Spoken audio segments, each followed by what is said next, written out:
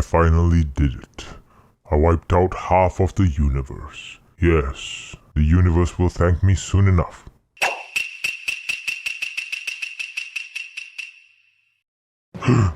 Buster.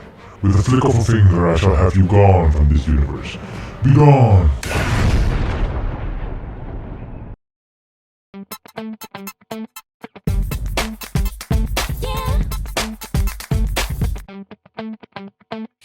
Hello and thank you for clicking on this video. I'll be talking about S.H Figuarts Iron Man Mark 85 and S.H Figuarts Thanos 5 years later edition. Before we begin, I'd like to thank Banter Toys for providing these units for review. However, I'm not being paid to say anything and all thoughts and opinions are my own. So thank you very much Banter Toys for this opportunity. If you want to check them out, I'll leave a link in the description down below. Because this was a sample unit, unfortunately it didn't come with a box and instead it was sent in a plastic bag, but no matter.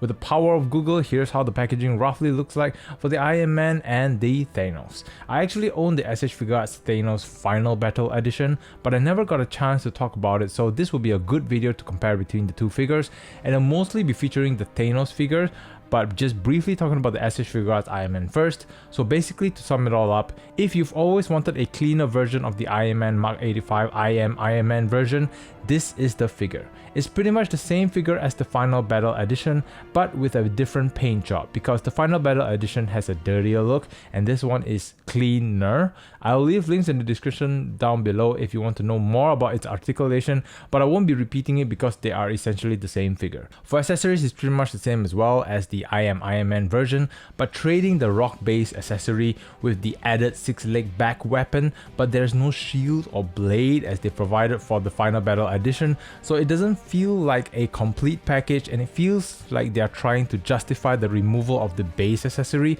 with the back weapon due to cost.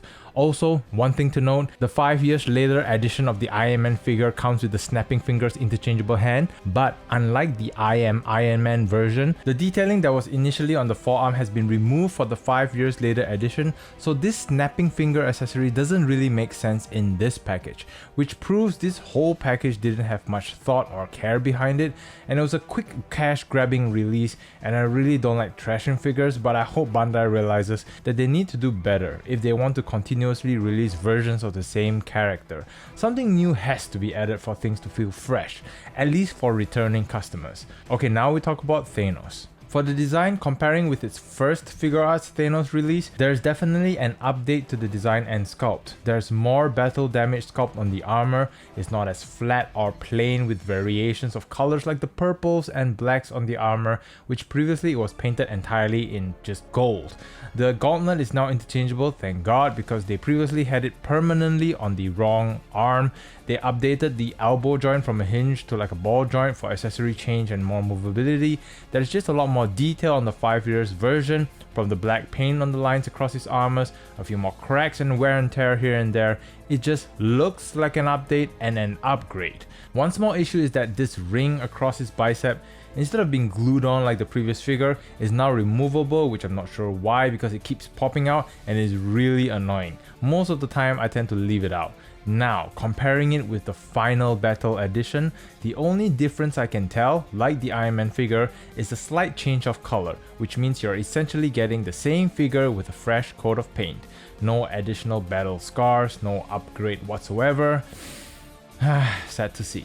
For articulation, head and neck is on a ball joint, so he can look left and right, but looking up and down is limited due to his armor collar. This shoulder armor is on a peg, so he can move around and get out of the way. Butterfly joint, arm can move 360, there's no bicep cut, so all the twisting and will occur at the elbow. You can do some bicep flex, you can pull out the wrist so it can move up and down a little bit more, and you can do the wrist twist. It's got a mid and lower ab cut, so altogether it can bend side to side about that much. It can arch backwards quite a bit, but not much for an ab crunch. It's there but barely. This flap is made out of soft plastic so it can move out of the way, and he's got the Spidey thong cuts, which looks like Thanos is wearing a sumo underwear. Maybe that's why he wants half the universe gone, because he's having a really bad wedgie, but it helps a lot in making Thanos do the splits. I mean, this will be the only time you see Thanos doing a split. He can also kick up really high, he can kick back really far. thigh can swivel a little bit, single jointed knee bend, very slight feet movements like up and down, side to side twist and turns, and of course, the toe curlers. For accessories, it comes equipped with a pair of face punching hands, sword wielding hands, and face grabbing hands. It also has interchangeable faces, so he comes with one with the helmet on, another face where he's all angry without the helmet, and another face where he's smiling, again with no helmet. It comes with a blade that splits into two, and you just have to peg it into the blade wielding hands for Thanos to hold the blade. It comes with one right arm which is interchangeable with the current forearm, and it comes equipped with the snapping fingers, and all of the mentioned accessories is pretty much the same as the Final Battle edition, but they removed a few accessories from the 5 years later edition.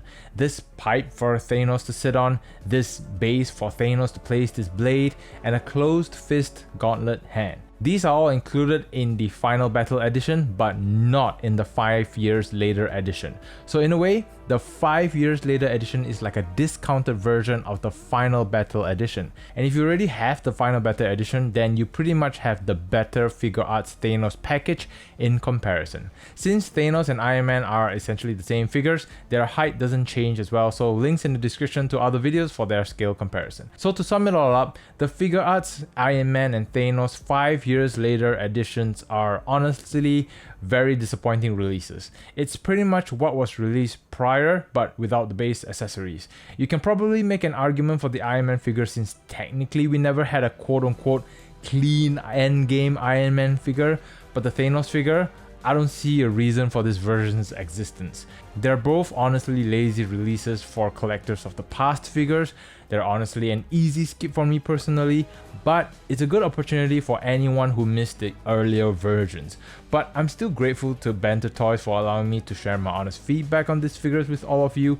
Do check them out, link in the description as mentioned earlier, and let me know your thoughts on these figures.